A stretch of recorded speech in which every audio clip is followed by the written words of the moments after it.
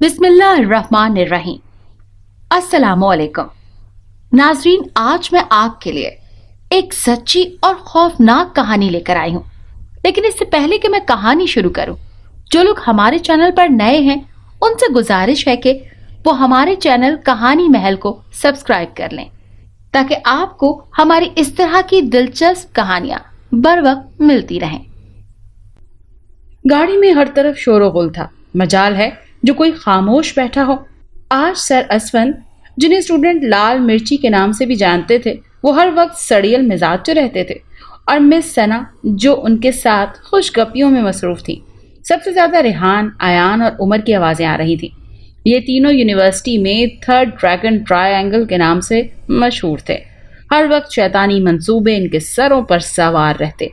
Uncle Rizwan, जो कि बस को ड्राइव कर रहे थे, वो भी इनके चुटकुलों से महजूज हंसते मुस्कुराते बस चला रहे थे।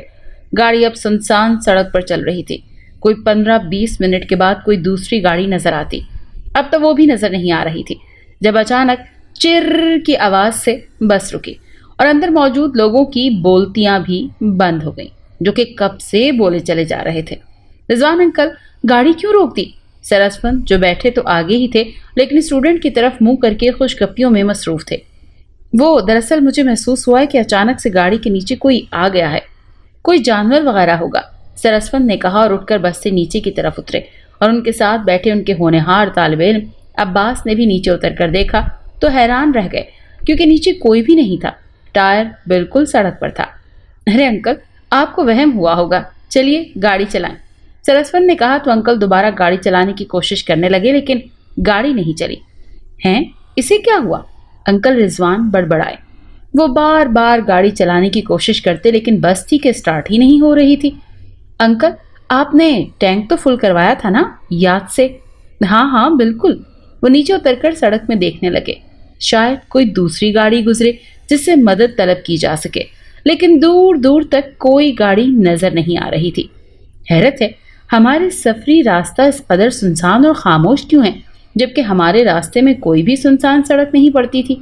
सर असफंद बड़बड़ाए। अब तो स्टूडेंट भी खामोश परेशानी से अंकल को ही देख रहे थे, जो पूरी कोशिश से बस स्टार्ट करने लगे हुए थे, जबकि वो स्टार्ट ही नहीं हो रही थी। तीसरी सीट पर बैठी शुमाइला ने खिड़की खोली और पानी की बोतल से हाथ गीले करके चेहरे पर फेरे और बाकी बचे हुए पानी से हाथ बाहर निकालकर मुंह धोने लगी।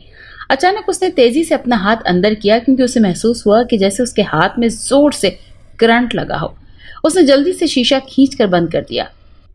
सरस्वत ने इर्द गिर्द नजर दौड़ाई तो सामने थोड़ा सा आगे करके एक पुराना कब्रिस्तान था और दूसरी तरफ ना खत्म होने वाला दरख्तों का सिलसिला। अचानक उनकी नजर कब्रिस्तान के गेट पर पड़ी, जहां एक बूढ़ा शख्स जिसने सफेद लिबास पहन रखा था, लाठी को टेकता हुआ धीरे धीरे से चलता उनके करीब आया। सरस्वत उसकी तरफ दौड़े और कुछ कहने ही वाले थे कि उस बाबाजी ने हाथ से उन्हें चुप रहने का इशारा किया। बच्चों, तुम लोगों से एक बहुत गलत काम हो गया है। दरअसल तुम लोगों ने गाड़ी के नीचे जिन्नात के बच्चों को दे दिया है, जो अभी तुम्हारी गाड़ी के नीचे कुचले पड़े हैं। सरस्वत और अंकल रिजवान ने हैरत से गाड़ी के नीचे देखा, जहां कुछ भी नहीं था। अरे अंकल, बस भी करें, ऐसा तो कुछ भी नहीं होता, सरस्वत ने बेख्याली से कहा, जब अचानक बस में से चीखों की आवाज सुनाई दी। सरस्वत और अंकल दौड़े बस में गए। क्या देखते हैं कि शुमाइला की आंखें ऊपर को चढ़ी हुई थी और उसके हाथ पांव भी मुड़े हुए थे। मुंह से अजीब सी राल के साथ साथ हुर्राहट की आवाजें निकल रही थी, जैसे कोई जानवर गुर्रा रहा हो। सभी डरकर बस से उतरने लगे। सरस्वत भी हैरत से शुमाइला को नाकाबिले बर्दाश्त हालत में देखकर घबराते हुए नीचे उतरे। मैंने कहा था ना कि तुम लोग जिन के बच्चों को मार चुके हो। सभी स्टूडेंट डरे सहमे खड़े थे। बाबा जी, अब हम क्या करें? बाबा जी ने मैग्नेट टाइप की एक चीज जेब से निकाली और उसे दे दी। इसे बस के अंदर लगा दो, इससे वो जिन बस में और इसमें मौजूद लोगों को नुकसान नहीं पहुंचा सकेगा और इसे दूर दूर भागेगा। सरस्वत ने जल्दी से मैग्नेट टाइप चीज निकाली और डरते हुए बस में लगा दी। वो चीज बस में लगाते ही शुमाइला के अंदर मौजूद शैतान ने कहकहा लगाया और शुमाइला नॉर्मल हो गई। अंकल रिजवान ने बस स्टार्ट की और बस आगे को चल दी, एक ऐसे सफर की तरफ जिसकी दास्तान सुनते ही रूह कांप उठे। बस के जाते ही बाबा जी ने मुंह मोड़कर शैतानी हंसी के साथ बस को देखा। ان کی بس آگے ہی آگے چلی جا رہی تھی۔ انکل رضوان کے چہرے پر بھی واضح پریشانی کے آثار نمایاں تھے، جیسے انہیں یقین ہو کہ کچھ گڑبڑ ضرور ہے۔ ارد گرد درختوں سے بھری یہ سنسان سڑک ختم ہونے کا نام کیوں نہیں لے رہی تھی آخر؟ وہ بھی سوچنے پر مجبور تھے۔ گاڑی میں تقریباً سب ہی خاموش بیٹھے تھے۔ شمائلہ بھی چپ چاپ ہلکی سی مسکراہٹ چہرے پر سجائے خاموش بیٹھی تھی۔ ابھی وہ تھوڑا آگے پہنچے ہی تھے کہ انہیں ایک چھوٹی سی جھیل دکھائی دی اور وقت بھی عصر کی نماز کا تھا۔ انکل نے گاڑی جھیل کے کنارے روک دی۔ سر اسفند نے کہا کہ سب یہاں ہی کھانا بنا کر کھائیں گے اور رات ہونے سے کچھ دیر پہلے دوبارہ سفر شروع کریں گے۔ سبھی اسٹوڈنٹ باری باری بس سے اتر کر قطار در قطار کھڑے ہو گئے۔ سارا نے شمائلہ سے کہا کہ چلو ہم بھی نیچے چلتے ہیں، لیکن شمائلہ کے سر میں شدید درد ہو رہا تھا، اسی لیے وہ بس میں ہی رہی۔ سارا اور نورین اسے آرام کرنے کے غرض سے بس میں ہی چھوڑ کر نیچے اتر گئیں۔ لڑکے ارد گرد سے لکڑیاں جمع کرنے لگے، جبکہ رضوان انکل کھانا بنانے کی تیاریاں کرنے لگے۔ کچھ لڑکیاں کھانا بنانے میں انکل کی مدد کرنے لگیں۔ نماز سے فارغ ہونے کے بعد کھانا بنایا اور تقریباً مغرب کی نماز پڑھنے تک کھانا بالکل تیار تھا۔ سارا نے نورین کو اشارہ کیا کہ شمائلہ کو بھی بلا لو۔ نورین بس کی سمت چل دی، جو ذرا فاصلے پر کھڑی تھی۔ بس بالکل جھیل کے کنارے کھڑی تھی۔ جیسے ہی وہ بس میں داخل ہوئی، کیا دیکھتی ہے کہ بس میں تو کوئی بھی نہیں ہے۔ وہ حیران ہوئی، ارے اسے یہیں بس میں تو چھوڑ کر گئے تھے ہم۔ اچانک اس کی نظر بس ونڈو سے دوسری طرف جھیل پر اٹھی۔ کوئی چیز تھی جو تیرتی ہوئی آ رہی تھی۔ وہ غور سے ونڈو کے پار دیکھنے لگی۔ جیسے ہی وہ قریب آئی، اسے دیکھتے ہی نورین خوف سے پیچھے ہٹی، کیونکہ وہ شمائلہ تھی جو مزے سے جھیل سے نکلتی ہوئی اب بس میں چڑھ رہی تھی۔ خوف سے نورین بس سیٹ کے نیچے کی طرف بیٹھ کر چھپ گئی۔ اس کی سانسیں تیز تھیں اور دل زور زور سے دھڑک رہا تھا۔ کچھ لمحے خوف کے مارے وہ سیٹ کے نیچے منہ چھپائے بیٹھی رہی۔ پھر دھیرے سے اس نے اپنا سر اٹھایا اور دیکھا، بس بالکل خالی تھی، کوئی بھی نہیں تھا، شمائلہ بھی نہیں تھی۔ اس نے سکھ کا سانس لیا اور بجلی کسی تیزی سے اٹھی اور بس کا دروازہ کھولتے ہی تقریباً دوڑتی ہوئی نیچے اتری۔ وہ اس قدر بدحواس تھی کہ کچھ پل تو بنا سوچے سمجھے دوڑتی رہی۔ جیسے ہی اس کے حواس درست ہوئے تو جو اس نے ارد گرد نظر دوڑائی، اسے لگا کہ جیسے کسی نے اس کے پاؤں تلے سے زمین کھینچ لی، کیونکہ ارد گرد دور تک پھیلا جنگل بیاباں تھا اور اس کے ساتھی اور ٹیچرز آس پاس کہیں بھی نہیں تھے۔ وہ پاگلوں کی طرح زور زور سے چلانے لگی، سر اسفند، میم ثنا، آپ سب کہاں ہیں؟ میم مجھے بہت ڈر لگ رہا ہے، پلیز آپ سب کہاں ہیں؟ وہ جھیل کہاں گئی؟ یہیں تو تھی۔ شدید خوف کے باعث اب وہ کپ کپا رہی تھی۔ اچانک دھیرے سے اسے ہنسنے کی آواز سنائی دی، جیسے کوئی چیز عجیب انداز سے ہنس رہی ہو۔ اور عجیب بات یہ ہے کہ آواز لڑکی سے مشابہ ضرور تھی، لیکن وہ کوئی انسانی آواز نہیں تھی۔ آواز کبھی دائیں طرف سے آتی اور کبھی بائیں طرف سے۔ دھیرے دھیرے اسے یوں لگا جیسے اس کے چاروں طرف سے ہنسنے کی آوازیں آ رہی ہوں۔ وہ گھبرا کر ادھر ادھر دیکھتی گول گول گھومنے لگی۔ اب وہ تھک چکی تھی۔ اس نے اپنے کانوں میں دونوں ہاتھ رکھے اور دونوں زانوں نیچے بیٹھ گئی۔ تھوڑی دیر بعد اس نے نظر اٹھا کر دیکھا، ہنسنے کی آوازیں اور شور تھم چکا تھا، لیکن سامنے کا منظر دیکھ کر وہ حیران رہ گئی، کیونکہ وہ اسی قبرستان میں تھی جہاں ان کی بس خراب ہوئی تھی۔ یوں تو مغرب کا وقت تھا، لیکن چیزیں ابھی بھی دکھائی دے رہی تھی۔ اب تو وہ زور زور سے چلانے لگی۔ وہ بے قابو سی ہو کر قبروں کے اوپر دوڑتی رہی اور مدد کے لیے پکارتی رہی۔ دوڑتے دوڑتے وہ ایک پرانی قبر کے پاس پہنچی۔ وہ دم لینے کے لیے کچھ پل گھٹنوں پر ہاتھ رکھے بیٹھی رہی، جبکہ اچانک ہی پرانی قبر پھٹی اور اس میں سے ایک کالے رنگ کا وجود باہر نکلا، اسے کھینچتے ہوئے تیزی سے اندر لے گیا۔ کچھ پل پہلے جہاں نورین کی چیخیں گونج رہی تھیں، اب وہاں سکون تھا اور خاموشی تھی۔ سارا، نورین اور شمائلہ ابھی تک نہیں آئیں اور نہ ہی انہوں نے کھانا بنانے میں کوئی مدد کی تھی۔ مس ثنا نے دونوں کی غیر موجودگی کو محسوس کرتے ہوئے کہا، میم نورین بلانے گئی تھی، وہ بھی ابھی تک نہیں آئی۔ سارا نے کہا اور بس کی سمت دیکھنے لگی۔ میں دیکھتی ہوں، سارا نے اٹھتے ہوئے کہا۔ میں بھی ساتھ چلتی ہوں، مجھے بیگ سے کچھ سامان لینا ہے، پاس بیٹھی ہانیہ نے کہا، اور وہ دونوں بس کی طرف چل پڑیں۔ ابھی وہ بس سے کچھ دور ہی تھی کہ انہیں شمائلہ کی چیخوں کی آواز سنائی تھی، جو بس کے اندر سے آ رہی تھی۔ سبھی لوگ بس کی طرف دوڑے۔ شمائلہ بھی کسی نہ کسی طرح دروازہ کھول کر روتی ہوئی باہر آئی۔ سبھی اسٹوڈنٹ اور ٹیچرز اس کے ارد گرد جمع ہو گئے۔ کیا ہوا شمائلہ؟ تم نے کچھ دیکھا؟ تمہارے منہ پہ زخم کا نشان کیسا؟ सर, आपको पता है ये हालत मेरी नौरीन ने की है। मैं बस में सो रही थी कि अचानक से वो आई और मुझे कहने लगी कि बाबा जी वाला मैग्नेट जो हमने बस में लगाया था वो उतार के फेंक दो। मैंने इनकार किया तो उसने मेरी ये हालत कर दी। इसका मतलब नौरीन पर उस जिन का पहले से ही कब्जा था, सारा ने रोते हुए कहा। उमर ने आगे बढ़कर बस का दरवाज़ा खोला लेकिन अंदर कोई भी नहीं था। बच्चों, खाना वगैरह उठाओ और दीगर सामान भी।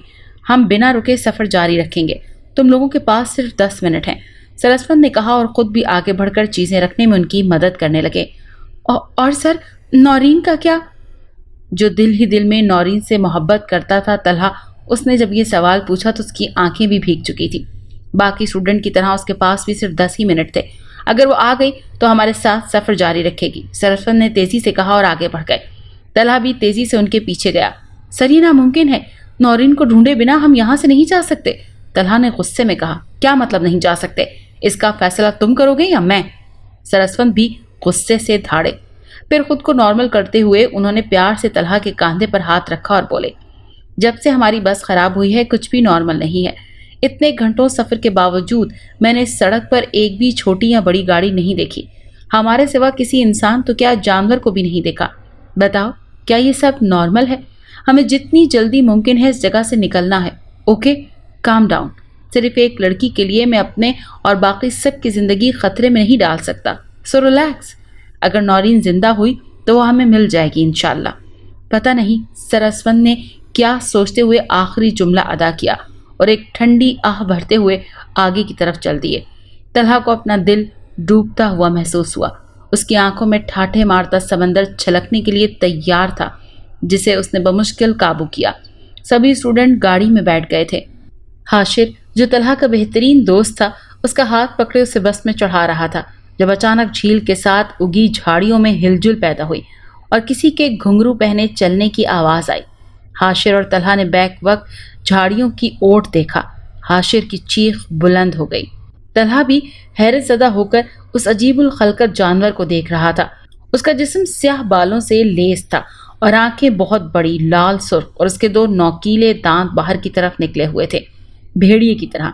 वो जानवर खूनखार नज़रों से उन्हें ही देख रहा था। वो अजीब अंदाज से गुर्रा रहा था और हैरत की बात यह थी कि उसने अपने चारों पंजे नुमा पाँव में घुंघरू बांध रखे थे। इससे पहले कि वो तलहा पर हमला करता, सरस्वत और हाशिर ने लपक कर बिजली की सी तेजी से खौफजदा खड़े तलहा को अंदर खींच लिया और दरवाज़ा बंद कर दिया। उस जानवर ने बस के दरवाजे पर छलांग लगाई, जिससे बस बुरी तरह हिली। इसी असना में अंकल रिजवान ने बस की स्पीड तेज कर दी। शदीद भूख के बावजूद सभी डरे सहमे बैठे रहे। तलहा भी अपने हाथों को देखता गुमसुम बैठा रहा। रात काफ़ी गहरी हो चुकी थी। सरस्वत और मैम सना ने सभी स्टूडेंट को हौसला दिया और खाना निकाल कर दिया। उनकी बस अब किसी पहाड़ी इलाके में सफ़र कर रही थी। फजर का वक्त करीब था। बस में गहरी खामोशी थी। सभी खामोशी से सीट पर सर टिकाए बैठे थे। अचानक बस ने एक हिचकोला खाया और बेमकसद चलने लगी। सब ने ही अपनी अपनी सीटों को मजबूती से थाम लिया क्योंकि बस फुल स्पीड पर चल रही थी। अंकल जी, अचानक से इतनी स्पीड क्यों बढ़ा दिया आपने? सरस्वत ने आगे वाली सीट को मजबूती से पकड़ते हुए कहा। बेटा, बस मेरे कंट्रोल से बाहर हो रही है। मैं जितनी स्पीड कम करता हूँ ये उतनी ही बढ़ती जाती है, अंकल रिजवान ने बमुश्किल स्टीयरिंग को घुमाते हुए कहा। सभी खौफजदा थे। लड़कियां तो बाकायदा रोना शुरू हो गई थी। मैम सना भी खौफ से आंखें बंद किए बैठी थी। सरस्वत ने सब स्टूडेंट से आवाज़ बुलंद में आयतल कुर्सी पढ़ने का कहा और ख़ुद भी पढ़ने लगे। आयतल कुर्सी पढ़ने की देर थी कि बस में अजीब सी बेचैनी छा गई और बस आहिस्ता होती होती रुक गई। अंकल रिजवान ने बस दोबारा स्टार्ट करने की कोशिश की लेकिन बेसूद, सो उन्हें बस से नीचे उतरना पड़ा। उनकी बस भी एक ऊंची सड़क की चट्टान पर खड़ी थी जहां से दूर दूर तक फैले पहाड़ों को बआसानी देखा जा सकता था। चट्टान की निचली तरफ पगडंडी बनी थी जो कि बिल्कुल सीधी थी।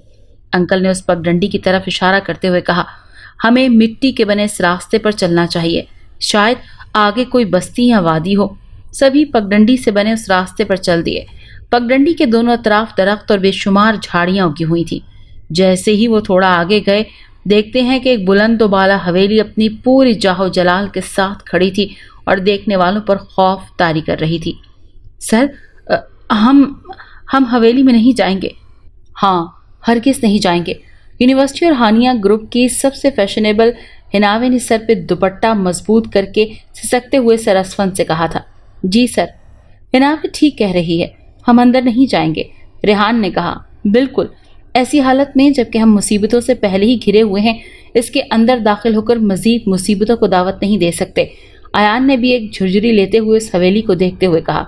गाइस लिसन टू मी, हम पहले ही थक चुके हैं सफर से और हमें ज़रूरियात ज़िंदगी को मलहूज़ खातिर रखते हुए हवेली में जाना ही होगा। हमें खुद को रिलैक्स करना है ताकि आने वाले खतरात और मुसीबतों से बचने के लिए एक छत तले कोई हल निकाल सकें।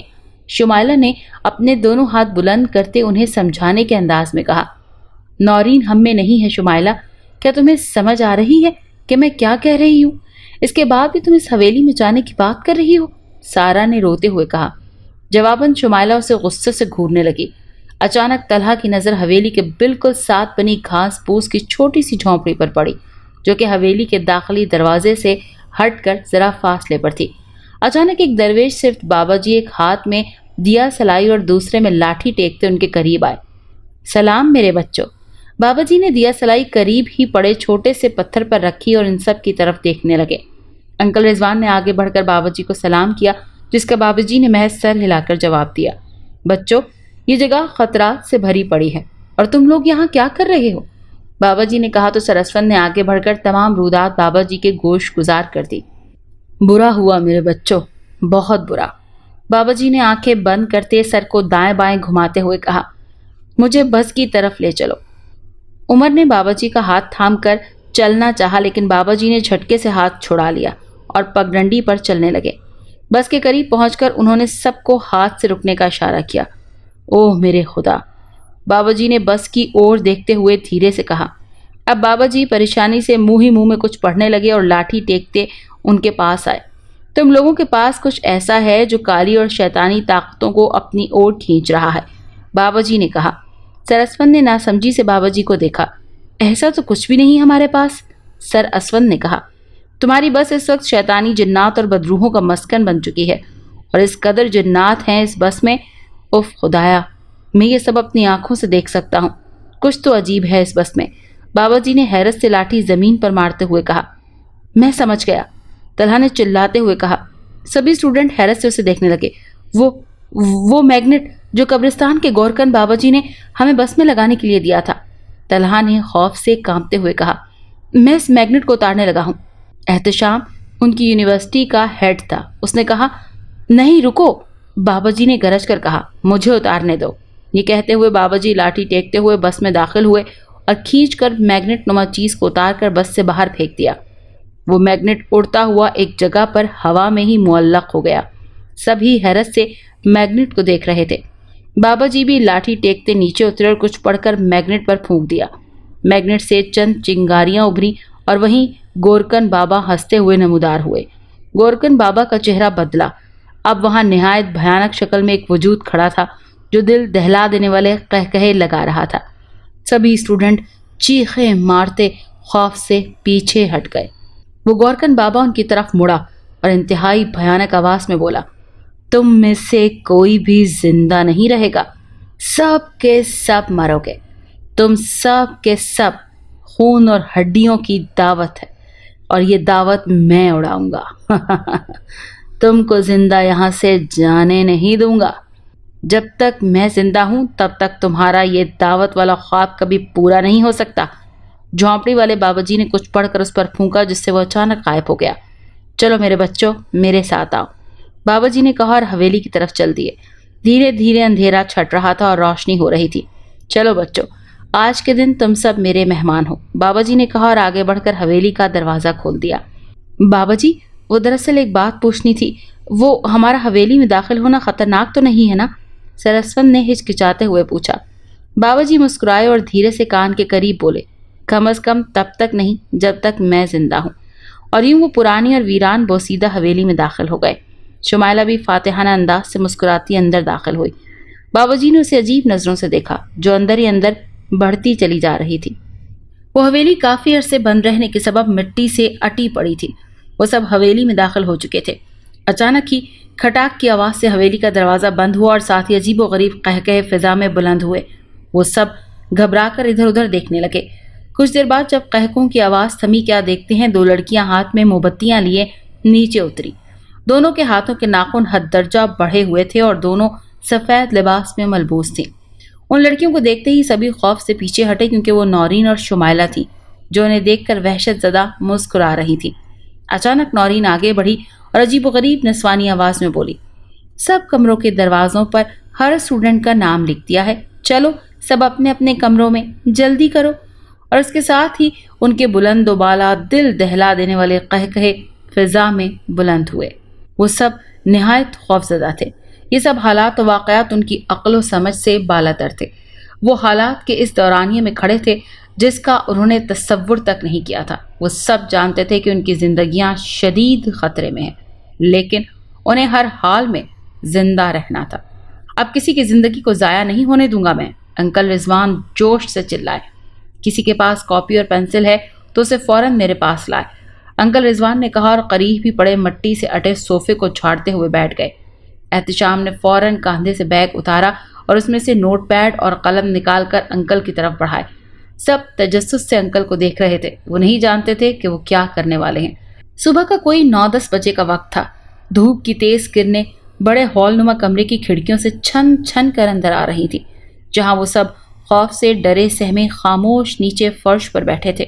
وہ نہیں جانتے تھے کہ آگے ان کے ساتھ کیا ہونے والا ہے۔ وہ سب چپ چاپ انکل رضوان کو دیکھ رہے تھے جو نوٹ پیڈ پر آڑھی ترچھی لکیریں کھینچتے اور عربی حروف اعداد و شمار میں کچھ لکھ رہے تھے۔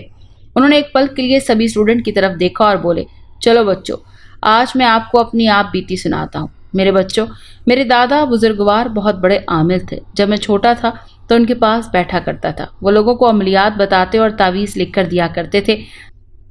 یہاں تک کہ میں نے جوانی میں قدم رکھا۔ ہمارے پاس بے حد زمینیں اور مختلف علاقوں میں گھر تھے جو ہم نے کرائے پر دے رکھے تھے۔ غرض ہم مالی لحاظ سے بے حد خوشحال تھے۔ میں اس وقت 10ویں کلاس کا طالب علم تھا جب اپنی کلاس کی ایک لڑکی سے آنکھ لڑا بیٹھا۔ 10ویں کے امتحان سر پر تھے جب اس لڑکی نے مجھے بتایا کہ امتحان کے فوراً بعد اس کی شادی ہو جائے گی۔ کم عمری کی نادانی تھی، بس میں نے بھی اس کی شادی کی خبر سن کر سکتے میں آ گیا اور سوچنے لگا کہ اب کیا کروں جو اپنے محبوب کی شادی رکوا سکوں۔ اسی شام میں معمول کی طرح دادا جی کے ساتھ ہی بیٹھ گیا۔ لوگ آتے رہے اپنے مسئلے حل کروانے کے غرض سے۔ اسی اثنا میں 2 نوجوان لڑکیاں منہ پر نقاب اوڑھے اندر داخل ہوئیں۔ انہوں نے دادا کو دھیرے سے کچھ کہا۔ دادا نے میری طرف دیکھا، کچھ پل سوچا اور مجھے باہر نکلنے کا اشارہ کیا۔ باہر تو میں آ گیا لیکن میرے کان اندر ہی لگے تھے اور اتفاق سے لڑکیاں جس طرف بیٹھی تھیں اس کے بالکل پیچھے لکڑی کی دیوار پہ ایک چھوٹا سا سوراخ تھا جہاں سے اندر ہونے والی گفتگو کو میں بآسانی سن سکتا تھا۔ میں بھی کان سوراخ میں لگائے اندر کی گفتگو سننے لگا اور میں شدید حیرت اور خوشی سے اچھل پڑا کیونکہ ان میں سے ایک لڑکی میرے دادا سے کوئی تعویذ یا عمل مانگ رہی تھی جس کے باعث اس کے محبوب کی شادی رک جائے، جو کہ ٹھیک اگلے ہفتے تھی۔ میرے دادا نے ان لڑکیوں کو سمجھایا کہ یہ ٹھیک نہیں ہے لیکن وہ باضد رہی۔ آخر دادا نے مجبور ہو کر کہا، اچھا ٹھیک ہے، میرے پاس ایک عمل ہے جسے مقناطیسی عمل کہا جائے تو غلط نہ ہوگا۔ اس مقناطیسی عمل میں ایک شیشہ سامنے رکھ کر ہمیں مراقبے کی حالت میں زمین میں 2 زانوں بیٹھنا ہوگا۔ کچھ کلمات ہیں، انہیں پڑھنا ہے۔ مقناطیسی عمل کا براہ راست تعلق ہماری سوچ سے ہوگا۔ کیونکہ ہمیں مدد چاہیے تو ہم اپنی سوچ کو ایک نقطے اور فقرے پر مرکوز رکھیں گے۔ ہمیں اپنے ذہن میں یہ سوچنا چاہیے کہ سامنے پڑے شیشے میں تیز سفید رنگ کی روشنی ابھرتی ہوئی محسوس ہو رہی ہے جو دھیرے دھیرے تیز ہوتی جا رہی ہے، اور پھر ہم یہ سوچیں گے کہ ایک نیک بارش اور سفید کپڑوں میں ملبوس وجود شیشے سے دھوئیں کی صورت میں باہر آیا۔ جیسے ہی ہم یہ سوچیں گے اس کے ساتھ ہی اگلی بات ہمیں یہ سوچنی ہے کہ ہمارا جو بھی مسئلہ ہے وہ سفید وجود کو پتہ ہے اور وہ سفید وجود جلد ہی اپنی طاقت اور احسن طریقے سے ہمارا مسئلہ حل کر دے گا اور بدلے میں ہم اس کے نام کا گوشت کا صدقہ کریں گے، لیکن نمبر طاق عدد میں ہو۔ بابا جی ہم یہ عمل کریں گے، بلکہ میں خود کروں گی، ان میں سے ایک لڑکی بولی۔ تو میرے دادا نے کہا، بیٹا یہ عمل اتنا آسان نہیں جتنا لگتا ہے۔ اگر عمل کے دوران 1 سیکنڈ کے لیے بھی تمہاری سوچ بھٹکی یا ادھر ادھر ہوئی تو جانتی ہو کیا ہوگا؟ تمہاری بھٹکی سوچ کالی اور شیطانی طاقتوں کے ساتھ جڑ جائے گی اور سفید وجود کی جگہ کالا وجود دھوئیں کی صورت میں شیشے سے تمہاری دنیا میں آ جائے گا، جس سے نہ صرف تمہاری جان و مال شدید خطرے میں ہوگی بلکہ تمہارے اہل و عیال بھی۔ اور پھر مجھے اندر سے سسکنے کی آواز سنائی دی۔ دادا جی نے اس کے سر پر ہاتھ رکھا اور اسے دلاسا دینے لگے، بیٹی صبر کرو، انشاءاللہ گزرے ہونے سے بہتر تمہارے نصیب میں ہوگا۔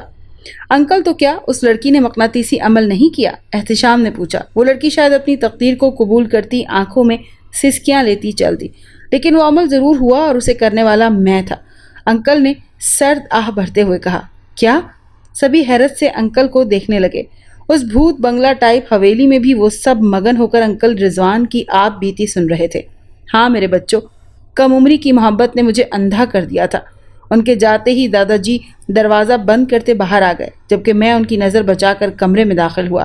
دادا کے عملیات والی ایک موٹی تازی ڈائری تھی، جس میں سے میں نے اگلے 20 منٹ تک مقناطیسی عمل ڈھونڈ نکالا۔ میں نے وہ کلمات جلدی سے یاد کیے جو کہ 7 حروف پر مشتمل تھے۔ وہاں خاص طور پر لکھا تھا کہ آپ یہ عمل کسی بھی وقت کر سکتے ہیں، لیکن یاد رہے کہ کمرے میں اندھیرا ہو اور کوئی دوران عمل مداخلت کرنے والا نہ ہو۔ میں نے اس عمل کے لیے رات کا وقت چنا اور رات ہوتے ہی سب کو کہا کہ مجھے کوئی بھی تنگ نہ کرے، میں سونے جا رہا ہوں، اور کمرے میں آ کر دروازہ بند کرتے ہی شیشے کو سامنے رکھ کر آلتی پالتی مار کر بیٹھ گیا اور وہ کلمات پڑھنے لگا۔ میں اپنی سوچوں کو قابو میں رکھے عمل کرنے میں مصروف تھا۔ اچانک میرے ذہن میں وہ لڑکیاں اور دوپہر کا منظر گھومنے لگا جب وہ روتی ہوئی دادا سے تعویذ مانگ رہی تھی۔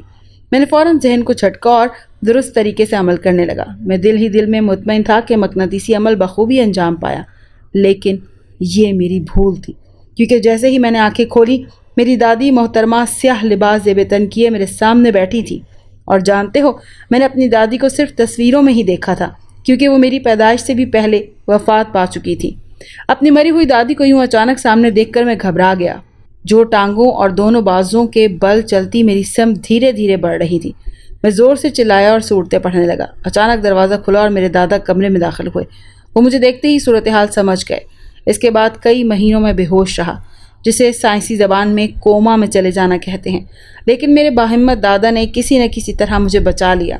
لیکن وہ خود 2 ہفتے شدید تکلیف گزرنے کے بعد چل بسے، اور اس کے 1 مہینے کے بعد میرے ابو اور پھر میں اور امی شہر آ گئے، زمینیں بیچ باچ کر گھر کے اخراجات اور دوسری ضروریات پوری کرتے۔ اس واقعے کے 2 سال بعد امی بھی چل بسیں اور کروڑوں کی زمینیں بھی بک گئی۔ یوں میں چچا کے آسرے پر پلنے لگا، پڑھائی کو خیرآباد کہا، موٹر میکینک کی دکان پر کام سیکھنے لگا، اور یوں چھوٹے رضی سے ڈرائیور رضوان تک کا دکھ بھرا سفر میں نے طے کیا۔ انکل کی آنکھوں میں آنسو آ گئے۔ سبھی انکل کی آپ بیتی سن کر آپ دیدہ ہو گئے۔ میرے ایک عمل میں ذرا سی غلطی نے مجھ سے میرے پیارے اور کروڑوں کی جائیدادیں چھین لی۔ اچھا بچوں، حفاظت کا یہ تعویذ میں نے لکھ دیا ہے۔ سبھی بچیاں اسے اپنے پلو سے باندھ لیں، جبکہ لڑکے اسے اپنی جیبوں میں حفاظت سے رکھ لیں۔ انکل نے آنکھیں صاف کرتے تعویذ دیے۔ دھیان رہے، اسے ہر حال میں اپنے پاس رکھنا ہے۔ ہال کے بالکل سامنے 2 اطراف سے سیڑھیاں اوپر کو جاتی تھی۔ سیڑھیوں کے نیچے خلا سی تھی، شاید چیزیں رکھنے کے لیے تھوڑا سا خانہ نما کمرہ بنایا گیا تھا۔ روشنی نہ ہونے کے سبب وہاں گھپ اندھیرا تھا۔ جیسے ہی انکل نے انہیں تعویذ دیے، اس تاریک خانے سے غراہٹ کی آواز سنائی دی، جیسے کوئی بہت غصے میں ہو، اور اچانک ہی ہنسنے کی آواز آئی۔ سب لوگوں نے تعویذ کو مضبوطی سے تھامے رکھا۔ باقی دن اللہ کے نام کے تعویذ کی بدولت ٹھیک رہا، البتہ انہیں حویلی کے کئی حصوں سے غراہٹ کی آواز تھوڑی تھوڑی دیر سے سنائی دے رہی تھی۔ سر اسفند اور میم ثنا نے تھوڑا سا بچا ہوا کھانا ان میں تقسیم کیا، اور انکل رضوان سے عمل مقناطیسیت دوبارہ کرنے پر اصرار کرنے لگے، جبکہ انکل رضوان انکار کرتے رہے۔ ابھی وہ آپس میں بات ہی کر رہے تھے کہ قریب ہی بیٹھی سارہ کو محسوس ہوا کہ جیسے کوئی سیڑھی پر کھڑا ہے۔ اس نے دیکھا تو حیرت زدہ رہ گئی، کیونکہ وہ نورین تھی۔ اس کے لیے حیران کن بات یہ تھی کہ وہ اس حلیے میں تھی جس میں آخری بار وہ شمائلہ کو بلانے گئی تھی۔ بے اختیار وہ چلاتے ہوئے اٹھی، نورین زندہ ہے! اس کا دوپٹہ ذرا لڑکا تو تیزی سے آگے بڑھنے کی وجہ سے کھردری میز میں الجھ کر اتر گیا۔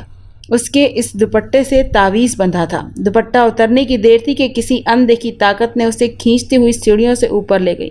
سارہ کی چیخیں دور دور تک سنی گئیں، اور وہ سب سکتے کے عالم میں سارہ کے میز پر پھنسے دوپٹے کو دیکھ رہے تھے۔ وہ سمجھ نہیں پا رہے تھے کہ پچھلے چند لمحوں میں سارہ کے ساتھ ہوا کیا۔ شمائلہ، سارہ اور نورین آپس میں بہترین دوستیں تھیں۔ وہ تینوں کسی اندیکھی طاقت کا شکار ہو چکی تھیں۔ اس بات کا غم سارے گروپ کو کھائے جا رہا تھا۔ وہ سب ہی رو پڑے۔ یا اللہ مدد فرما، بے شک آپ قوی و قادر ہیں میرے اللہ۔ انکل رضوان کی آنکھوں سے آنسو جاری تھے۔ وہ تھک چکے تھے، اور انسان جب تھک جاتا ہے تو سکون تلاش کرتا ہے اور اللہ کو پکارتا ہے، کیونکہ انسان جانتا ہے کہ بس ایک در ہے اور ایک ہی ذات جو منتظر ہے اپنے بندے کی فریاد سننے کے لیے۔ وہ سب یونیورسٹی کے جیوگرافی کے طالب علم تھے، اور مری ہلز میں اپنے ایک پروجیکٹ اور ٹرپ کی وجہ سے جا رہے تھے، لیکن نہیں جانتے تھے کہ ان کی انجانے میں ایک غلطی انہیں اپنی دنیا سے کہیں دور لے جائے گی۔ یہاں بیکار بیٹھ کر کچھ حاصل نہیں ہوگا سر، مجھے اجازت دیں، میں حویلی میں جا کر دیکھتا ہوں، شاید بچنے کا کوئی راستہ ہو یا کوئی سگنل جو ہمیں نارمل زندگی کی طرف واپس لے جائے، طلحہ نے اٹھتے ہوئے کہا۔ ہرگز نہیں، ہرگز اجازت نہیں دوں گا میں طلحہ تمہیں، سر اسفند چلائے۔ Sir please try to understand, we can't sit here in quiet room without making any effort, Ehtesham نے کہا۔ جی سر پلیز مجھے بھی اجازت دیں طلحہ کے ساتھ جانے کی، ہم ڈھونڈ لیں گے انشاءاللہ، ریحان نے بھی آگے بڑھ کر کہا۔ We have to make effort sir, Talha نے کس قدر زخمی انداز سے کہا۔ Yes for our lives, Rehan نے بھی اس کے کاندھے پر ہاتھ رکھتے ہوئے ہمت سے کہا۔ حفاظت کی تعویذ کو احتیاط سے رکھنا، کیونکہ پہلا حملہ تم لوگوں پر اس تعویذ سے دور کرنا ہوگا، انکل رضوان نے کہا تو انہوں نے اس بات میں سر ہلایا۔ چلو احتشام اور ریحان، طلحہ نے کہا۔ اب وہ سیڑھیاں چڑھتے اوپر جا رہے تھے۔ سامنے کی طرف ایک قطار میں کمرے بنے تھے جو آگے ہی آگے اندر کی طرف جا رہے تھے۔ احتشام اور طلحہ کے تعویذ ان کی جیبوں میں تھے، جبکہ ریحان نے اپنا تعویذ ہاتھ میں ہی مضبوطی سے تھام رکھا تھا۔ وہ اس قطار کے دوسرے کمرے میں داخل ہوئے۔ وہ شاید کسی زمانے میں کسی لڑکی کا کمرہ تھا، کیونکہ کمرے میں بناؤ سنگھار اور بوسیدہ چیزیں اور کنگھا اور ٹوٹا ہوا شیشہ وغیرہ اس طرح کی چیزیں بکھری پڑی تھیں۔ وہاں سے نکلنے کے بعد وہ دھیرے دھیرے آگے بڑھے اور بڑا سا کمرہ تھا۔ انہوں نے مکمل زور لگا کر اس کا دروازہ کھولا۔ دروازہ ایک آواز کے ساتھ کھسکتا ہوا کھل گیا۔ یہاں ایک حیران کن بات جو انہوں نے خاص طور پر نوٹ کی کہ اس کمرے کی چیزیں بلا شبہ مٹی اور گرد سے اٹی پڑی تھی، لیکن ہر چیز نفاست اور سلیقے سے پڑی تھی۔ اس بڑے کمرے کی 2 بڑی بڑی کھڑکیاں تھیں جسے انہوں نے تھوڑی دیر کے بعد کھول دیا۔ باہر کا منظر دیکھ کر وہ مایوس ہو گئے، کیونکہ وہاں دھند کے سوا اور کچھ نہ تھا۔ انہوں نے واپس کھڑکی کو بند کر دیا۔ کھڑکی بند ہوتے ہی انہیں عجیب نسوانی قہقہے کی آواز سنائی دی۔ احتشام نے تلاوت شروع کر دی۔ اچانک کمرے کے دروازے سے ہانیہ اندر آتی دکھائی دی۔ ہانیہ احتشام کی فیانسی اور کزن کے ساتھ ساتھ کلاس فیلو بھی تھی۔ وہ تینوں ہانیہ کو دیکھ کر چونکے۔ ارے ہانیہ تم کیوں آئی ہو؟ ریحان نے حیرت سے کہا۔ طلحہ بھی اس کا جواب سننے کا منتظر تھا، جبکہ احتشام خاموش رہا۔ وہ ہانیہ کو چپ چاپ دیکھ رہا تھا، اس کی چھٹی حص اسے الارم کر رہی تھی۔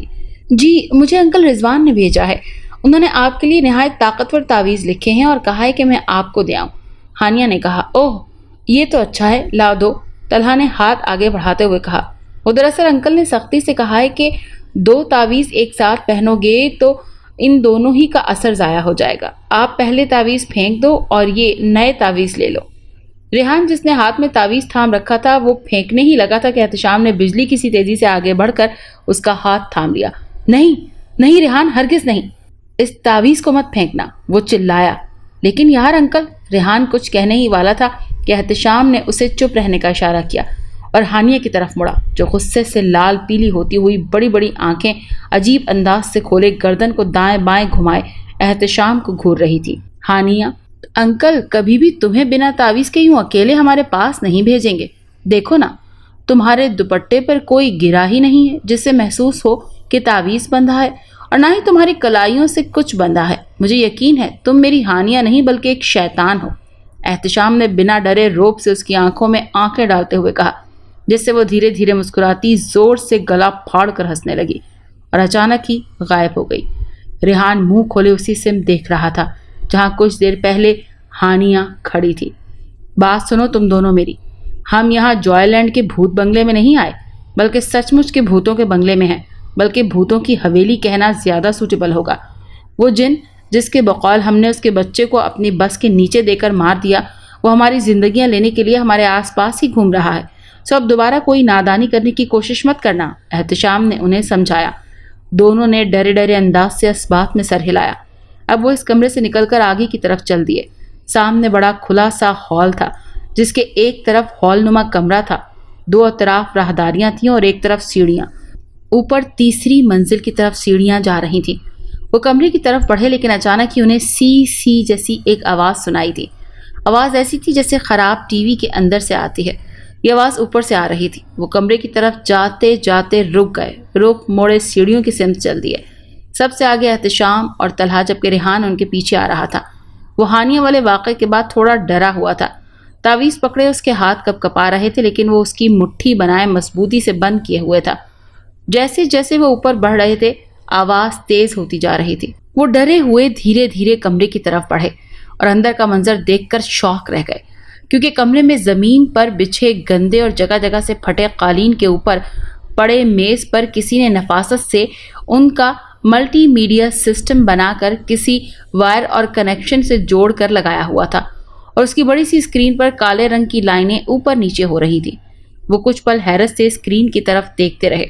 अभी वो कमरे से जाने ही वाले थे कि काली लाइनें हटी और वहां एक कब्रिस्तान का मंजर चलने लगा। रेहान का सांस तेज होने लगा। वो कपकपाते हुए बोला, ये वही कब्रिस्तान है, ये वही है जहां हमारी बस खराब हुई थी। अचानक ही स्क्रीन पर अब सड़क का मंजर प्ले हुआ, जहां उनकी बस खड़ी थी, जिसमें से अब्बास और सरसवंत उतरते दिखाई दे रहे थे, जो आगे बढ़कर बस के टायर को देख रहे थे। मंजर फिर बदला। अब स्क्रीन में शुमाइला नजर आ रही थी, जो सर दर्द के बायस बस में सो रही थी कि अचानक किसी ने उसे बालों से पकड़कर उठाया। वो हड़बड़ा कर उठी। उसने इधर उधर देखा और फिर अचानक से एक धुआं शुमाइला के अंदर गया, और इस धुएं के शुमाइला के अंदर जाते ही शुमाइला दर्द से तड़पने लगी, क्योंकि वो अंदर ही अंदर उसे मार रहा था, उसे खत्म कर रहा था। वो मुकम्मल गला फाड़े चिल्ला रही थी और मदद के लिए पुकार रही थी, लेकिन बस से बाहर लोग अपनी सरगर्मियों में मसरूफ थे, जैसे उन्हें कोई आवाज ही ना आ रही हो। कुछ पल तड़पने के बाद वो साकित हो गई और एक तरफ को लुढ़क गई। वो मर चुकी थी, लेकिन उसने फिर से गर्दन हिलाई और आंखें खोली। उसकी आंखों का रंग बदल चुका था और उसके चेहरे पे एक शरीर सी मुस्कुराहट थी। वो तीनों बमुश्किल अपने आंसू रोककर खड़े हो गए। अचानक मंजर फिर से बदला। अब एक बार फिर स्क्रीन पर वही कब्रिस्तान दिखाई दे रहा था, लेकिन अब कोई और भी था जो स्क्रीन पर दौड़ता नजर आ रहा था, जिसे देखकर तलहा गम गुस्से से चंद कदम आगे बढ़ा। स्क्रीन पर नौरीन थी, जो रो रही थी, चिल्ला रही थी और मदद के लिए पुकार रही थी। तलहा हार चुका था, जब्त का बंधन टूट चुका था। टप टप गिरते आंसू उसकी आंखों से जारी थे। अचानक कब्र से धुआं निकला, जो नौरीन को खींचता हुआ अंदर ले गया। मंजर एक बार फिर बदला। अब स्क्रीन पर वो मंजर था जब वो हवेली में दाखिल हो रहे थे। सब तो नॉर्मली नजर आ रहे थे, लेकिन शुमाइला अजीब अंदाज से नजर आ रही थी। जब वो हवेली में दाखिल हुई तो शुमाइला उनके साथ ही थी। वो नहीं जानते थे कि वो शुमाइला नहीं बल्कि कोई और ही है। सब मंजर यकदम से गायब हुए। अब स्क्रीन पर फिर से काली लाइनें ऊंचे नीचे होने लगी। वो काफी देर तक चुपचाप साकित खड़े रहे, अपने दोस्तों की यूं मौत देखकर। एहतशाम ने आगे बढ़कर तलहा का कांधा थपथपाया। रेहान भी उसके गले आ लगा। चलो दोस्तों, चलते हैं। वो इस कमरे से निकल आए। सी सी की आवाज अभी तक आ रही थी। कमरे से निकलते ही एक तरफ हॉल था, जबकि दूसरी तरफ लंबी राहदारी थी, जो एक और बड़े कमरे पर खत्म हो रही थी। अचानक उस कमरे का दरवाजा खुला और कोई बाहर निकला, जो अब ठक ठक की आवाज पैदा करता उनकी तरफ आ रहा था। रोशनदान और हवा का इंतजाम ना होने के बायस वहां खूब अंधेरा था। वो जो कोई भी था, वो नजर नहीं आ रहा था। रेहान ने डर के मारे एहतशाम का हाथ मजबूती से पकड़ लिया। आने वाली कोई लड़की थी जो अब बिल्कुल उनके सामने खड़ी थी। उस लड़की के होंठ चोट के सबब नीले और लाल थे और आंखों से आंसू लड़ी की मानंद बह रहे थे। उस लड़की को देखते ही उन तीनों का सांस ऊपर का ऊपर और नीचे का नीचे रह गया, क्योंकि वो सारा थी। वो तीनों उससे डर रहे थे। अब वो तीनों खौफ से पीछे हटने लगे। एहतशाम भाई, तलाब भाई, रेहान, ये मैं हूँ, सारा। मैं सारा। आप मुझे नहीं पहचान रहे? वो रोते हुए उनकी तरफ बढ़ी। दूर रहो, खबरदार जो हमारे करीब आई और हमें नुकसान पहुंचाने की कोशिश की तो। एहतशाम कपकपाते हुए लेकिन हिम्मत करते हुए बोला, मैं मरी नहीं हूँ, मैं जिंदा हूँ, मैं सारा हूँ, मैं सारा हूँ। वो रोते हुए बोली, एहतशाम ये झूठ बोल रही है, चलो यहाँ से चलते हैं। ये वही शैतान है, रेहान ने डरते हुए कहा। Rehan, I can't believe it कि ये तुम कह रहे हो। वो रोते हुए बोली, हाँ, क्योंकि मेरी आंखों के सामने तुम्हें कोई खींच कर ले गया था और अभी अभी हम शुमाइला और नौरीन के मरने का मंजर देख कर आए हैं, क्योंकि यकीन करें तुम पर हम। हाँ, रेहान चिल्लाया। वो नीचे ढहसी गई और दीवार से लगकर सिसकने लगी। वो तीनों उस पर एक नज़र डाले नीचे की तरफ चलने लगे। احتشام اسے بار بار مڑ کر دیکھ رہا تھا۔ وہ ابھی بھی سسک رہی تھی۔ گائز لسن ٹو می، میں اس کے پاس جا کر اس کے ہاتھ کو چھوتا ہوں، اس سے پتہ چل جائے گا کہ وہ سچ بول رہی ہے یا جھوٹ۔ ہماری حفاظت کے تعویذ کے باعث شیطان ہمارے قریب نہیں آ سکتا، احتشام نے کہا، اور انہیں وہیں چھوڑے واپس سارا کی طرف بڑھنے لگا۔ ایکچولی احتشام تم رکو، میں جاتا ہوں، ریحان نے کہا تو احتشام نے ہاں میں سر ہلایا اور واپس آ گیا، جبکہ ریحان اس کی طرف بڑھنے لگا۔ دھیرے دھیرے آگے بڑھتے وہ اس کے سامنے بیٹھ گیا۔ وہ اب بھی سسک رہی تھی۔ اس نے دھیرے سے اس کے ہاتھ کو پکڑا، جواباً وہ زور سے چلائی اور اس کے گریبان کو پکڑ کے زور زور سے جھنجھوڑنے لگی۔ ہاں میں تو بھوت ہوں نا، میں تو مر چکی ہوں نا، اب کیا لینے آئے ہو ادھر؟ نکل جاؤ، دفع ہو جاؤ یہاں سے۔ اب کی بار اس نے ایک جھٹکے سے اس کا گریبان چھوڑا اور زور سے چلاتے ہوئے کہا۔ ریحان پیچھے کو گرا اور خوشی سے چیختے ہوئے اپنے دوستوں کی طرف بڑھا۔ یار سہرا زندہ ہے، یار سہرا پلیز میرے یقین کی خاطر ایک بار پہلا کلمہ پڑھ کے سنا دو، please please, it's a humble request.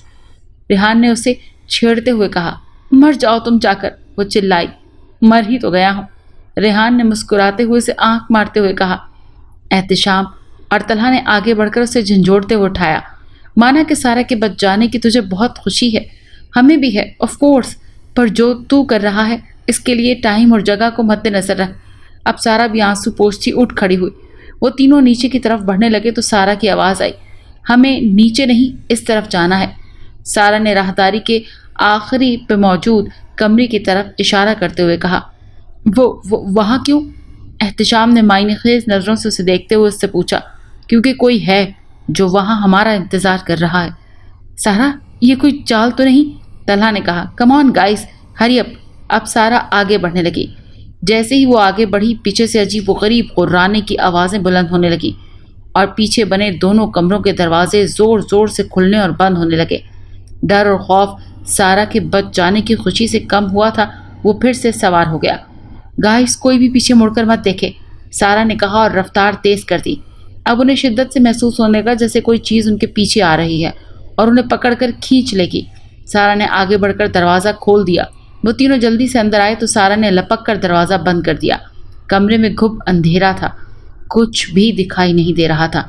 اس کمرے میں ایک جالی کی دیوار تھی جس کے دوسرے سمت ہلکی سی روشنی نمودار ہوئی جو دھیرے دھیرے بڑھتی جا رہی تھی، اور دوسری سمت منہ کیے ہوئے کوئی سفید شلوار قمیص میں ملبوس جائے نماز میں بیٹھا دعا مانگ رہا تھا۔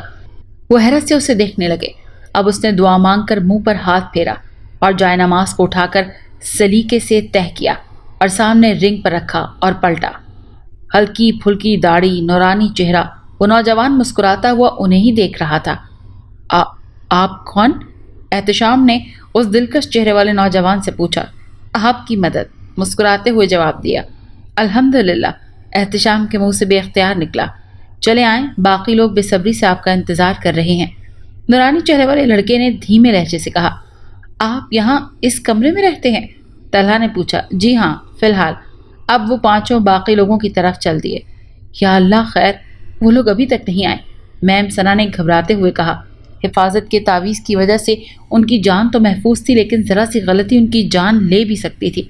انکل رضوان پلیز، آپ کو مقناطیسی عمل کرنا ہوگا، ہانیہ نے روتے ہوئے کہا۔ انکل رضوان نے بے بسی سے سر اسفند کو دیکھا جو فوراً نظریں چراتے نیچے دیکھنے لگے۔ کسی کے پاس شیشہ ہے؟ انکل رضوان نے ایک ٹھنڈی آہ بھری اور ان سے پوچھا۔ جی انکل، میرے پاس ہے، ہناوے نے کہا اور فوراً بیگ سے نکال کر انہیں تھما دیا۔ شکریہ بیٹا، انکل نے کہا اور ان کے سامنے ہی تھوڑی دور بیٹھ گئے اور شیشے کو سامنے سیٹ کر کے رکھ دیا۔ کوئی بھی ذرا سی بھی آواز پیدا نہیں کرے گا، ورنہ میری سوچ میں خلل پیدا ہوگا جس سے ہم سب کی جانیں شدید خطرے میں آ جائیں گی۔ وہ سب انکل سے تھوڑا دور سامنے کی طرف بنے چھوٹے سے کمرے میں بیٹھ گئے۔ انکل نے کلمات پڑھنا شروع کیا اور ساتھ ہی اپنی سوچ اور مشکل کو ایک نقطے پر مرکوز کرنے لگے، لیکن اچانک ہی کوئی چیز آس پاس گرنے لگی اور کہے بلند ہونے لگے۔ اچانک ہی انکل کو اپنے بالکل پیچھے دھیرے سے سرگوشی کی انتہائی خوفناک آواز سنائی دی، جیسے کوئی کہہ رہا ہو، مقناطیسی عمل سے کیا ہوگا؟ اور ساتھ ہی زوردار قہقہوں کی آوازیں سنائی دی۔ अंकल की सोच तो चीजें गिरने के सबब ही इधर उधर हो चुकी थी। उन्होंने घबरा कर आंखें खोली। उनके माथे पर पसीने के कतरे वाज़ेह थे। या अल्लाह मदद! वो मुंह ही मुंह में विर्द कर रहे थे और कह कहे बुलंद होते जा रहे थे। अचानक ही किसी अनदेखी ताकत ने अंकल को फिजा में बुलंद किया। अंकल हवा में हाथ पांव मारने लगे। वो कुछ बोल भी नहीं पा रहे थे, जैसे किसी ने उनकी जबान जकड़ ली हो। सामने कमरे में बैठे लोग चुपचाप बैठे अंकल को देख रहे थे। उन्हें क्या मालूम कि सामने बैठा वजूद तो बस गोश्त पोश्त के सिवा कुछ नहीं। वो तो सोच भी नहीं सकते थे कि अंकल पर क्या कयामत बीत रही है। तभी नूरानी चेहरे और छोटी छोटी दाढ़ी वाला वो लड़का उन चारों के साथ सीढ़ियां उतरता हुआ तेजी से आया। उसने सामने बैठे बुजुर्ग इंसान को परेशानी से देखा और उनके सामने बैठ गया, जबकि वो चारों अंदर कमरे में बैठे हुओं की तरफ बढ़ गए। वो सब सारा को देखते खुशी से चिल्लाए और उसकी तरफ बढ़े। सारा भी रोते हुए उनके गले लगकर मिली। अब सब अंकल और उसके सामने मौजूद आंखें बंद किए लड़के की तरफ मुतवज्जा थे। ये कौन है? सरस्वंद और कई तालिब इल्मों ने पूछा। मसीहा, उन तीनों ने बैक वक्त जवाब दिया। अचानक उस लड़के ने आंखें खोली और उन्हें कमरे में जाकर दरवाज़ा बंद करने की हिदायत की। सरस्वंद ने जल्दी से सबको अंदर भेजा और दरवाज़ा बंद कर दिया। बाहर से चीखों पुकार की और कभी ज़ोर ज़ोर से हंसने की आवाज़ें आ रही थीं और कभी उन्हें तेज़ रोशनी का गुमान होता था। ये सब काफ़ी देर तक चलता रहा। 1 घंटे, 2 घंटे, 3 घंटे, यहाँ तक कि 5 घंटे, और आखिरकार खटाक की आवाज़ से दरवाज़ा खुला। वो सब डरे डरे बाहर की सिमत आए। क्या देखते हैं कि 3 वजूद जिनको सफ़ेद कपड़े से ढका हुआ है ज़मीन पर पड़े हैं और ऊपर सीढ़ियों पर वही नूरानी चेहरे वाला लड़का मुस्कुराता हुआ खड़ा है। अंकल ने मकनातीसी अमल करके बहुत बड़ी गलती की। ये बहुत ताकतवर अमल है जिसमें ज़रा भी गलती की गुंजाइश नहीं। अल्हम्दुलिल्लाह वो कलमा पढ़ते इस दुनिया से रुखसत हुए और एक गहरी काले रंग की पोटली हवा में उछाली जो ठीक उनके पास आकर रुकी। ये अंकल रिजवान के अहल अयाल तक पहुंचा दीजिएगा। अल्लाह मरहुमीन के दर्जात बुलंद फरमाए, आमीन। अब आप लोग जा सकते हैं। हवेली के दरवाजे पर बस आपका इंतज़ार कर रही है। फ़ी अमान अल्लाह। ये कहते हुए वो नूरानी चेहरे वाला लड़का ऊपर की तरफ चल दिया। मैम सरा ने आगे बढ़कर बाकी 2 वजूद पर से कपड़ा हटाया। वो नौरीन और शुमाइला थी। सबकी आंखें सदमे और दुख से भर आईं। हवेली के बाहर लॉन में उन्हें दफन किया गया। नमाज जनाजा अदा की गई और फातिह पढ़कर वो हवेली से निकलने लगे। बाहर बिल्कुल सवेरा था। परिंदों के चहचहाने की आवाज़ें आ रही थीं। वो हैरान थे क्योंकि हवेली के आसपास तो कोई पहाड़ नहीं, बल्कि दूर से एक इंसानी बस्ती दिखाई दे रही थी। उन्होंने बच जाने पर अल्लाह का शुक्र अदा किया। सामने ही पगडंडी से आते एक बूढ़े इंसान ने जब उन्हें हवेली से निकलते देखा, 2 बेख्तियार अपने दिल पर हाथ रखा। वो लोग भी बूढ़े शख्स को देख चुके थे जो अपनी भेड़ें चराने के गर्ज से आया था। अरे मेरे बच्चों, तुम लोग इस हवेली से जिंदा कैसे आए? सरस्वंद ने एक आह भरते हुए कहा। बहुत लंबी कहानी है। मेरा घर पास में ही है, वहाँ चलो, तुम लोग यकीनन भूखे होगे। उन्होंने हामी भर ली।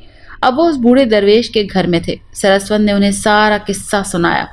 उन्होंने भी शुक्र अदा किया कि आप सब बच गए। अचानक एहतशाम की नज़र एक लड़के की तस्वीर पर पड़ी। वो हैरत से उछला, बाबा जी, ये लड़का कौन है? इस लड़के के जिक्र पर बाबा जी उदास हो गए। मेरा बेटा है, मदरसे में पढ़ता था, हिफ्ज़ कुरान के बाद आलिम बन रहा था, जब अचानक 2 साल पहले इस हवेली के करीब उसकी मौत वाक़ई हो गई। वो सब हैरान रह गए क्योंकि वो वही था जिसने उनकी मदद की। सब ने फातिह के लिए हाथ उठा लिए। सलाम के बाद अब वो वापसी का सफ़र शुरू कर चुके थे। कहने वालों ने कहा और सुनने वालों ने सुना कि वो भूतिया हवेली अचानक से बदल गई है। अब वहाँ तिलावत कुरान की आवाज़ सुनाई देती है। कोई कहता है वहाँ ठंडी हवा चलती है, कोई कहता है वहाँ से खुशबू आती है, कोई कहता प्यासे को वहाँ पानी मिलता है और भूखे को खाना। अगर आपको ये कहानी अच्छी लगी है तो इसे लाइक कीजिए और हमारे चैनल कहानी महल को सब्सक्राइब कीजिए। और हाँ, अगर आपके किसी दोस्त, रिश्तेदार या बहन के साथ खुदा न खास्ता इस तरह का कोई भी वाकया पेश आया है तो हमें कमेंट सेक्शन में उसके बारे में जरूर बताइए।